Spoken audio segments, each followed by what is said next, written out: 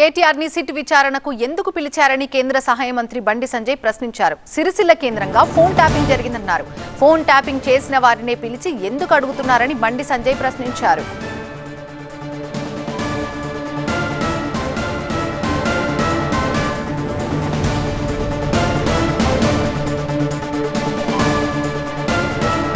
కేసీఆర్ కొడుకును ఎందుకు పిలిచిరు? వాళ్ళ ఫోన్ ట్యాపింగ్ చేసిన వ్యక్తినే మీరు వాళ్ళ వాంగ్మూలం కోసం పిలిచిర్రా? దీన్ని హరీష్ రావు గారిని పిలిచి ఏమడిగిన మీరు అధికారులు అయిపోయారు. ఈ ఫోన్ ట్యాప్ అయింది, ఈరోజు ఫోన్ చేసింది, ఫోన్ ట్యాప్ చేసిండ్రు అని పిలిచిర్రు. బయటికి ఏం చెప్పున్నారు? మేము హరీష్ రావు గారిని పిలుస్తాం, ఎవరు వదిలిపెట్టారో విలువలు మీరు వాళ్ళను. హరీష్ రావు గారిని ఫోన్ ట్యాప్ అనేది పిలిచిర్రా, లేకుంటే ఫోన్ ట్యాప్ చేసినందుకు పిలిచిర్రా? ఇంతవరకు ప్రభుత్వం దగ్గర సమాధానం లేదు. ఇవాళ కేసీఆర్ కొడుకును పిలిచారు. కేసీఆర్ కొడుకును ఆయన ఫోన్ ట్యాప్ చేసినందుకు పిలిచిర్రా, ఆయన ఫోన్ ట్యాప్ జరిగినందుకు పిలిచిర్రా?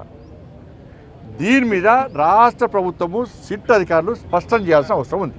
నేను గతం నుంచి చెప్తున్నా, సిరిసిల్ల సెంటర్గా, సిరిసిల్ల వేదికగా ఒక కంట్రోల్ రూమ్, ఒక వార్ రూమ్ లెక్క కంట్రోల్ రూమ్ పెట్టుకొని ఈ ఫోన్ ట్యాపింగ్ దందా నడిచింది.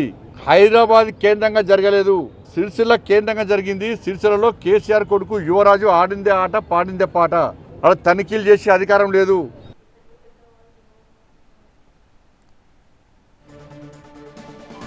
ప్రభుత్వ పెద్దలు చెప్పినట్టు సిట్ విచారణ సాగుతోందని, సిట్ అధికారులకు స్వేచ్ఛ ఇవ్వకుండా ప్రభుత్వం జులుం ప్రదర్శిస్తుందని ఆరోపించారు బండి సంజయ్. దీంతో సిట్ విచారణకి ప్రజలు నమ్మటం లేదన్నారు. కొండందవి ఎలుకను కూడా పట్టలేకపోతున్నారు. ఈ సిట్టు విచారణ చేసే అధికారులకు వీళ్ళు స్వేచ్ఛను ఇవ్వలేదు.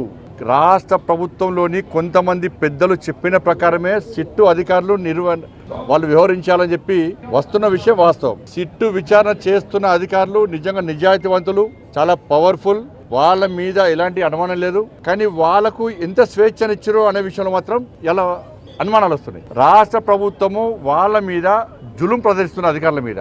రాష్ట్ర ప్రభుత్వం ఎవరిని విలువంటే వాళ్ళు పిలిచే పరిస్థితికి వచ్చింది. వాళ్ళు కూడా బాధపడుతున్నారు, సిట్ అధికారులు కూడా.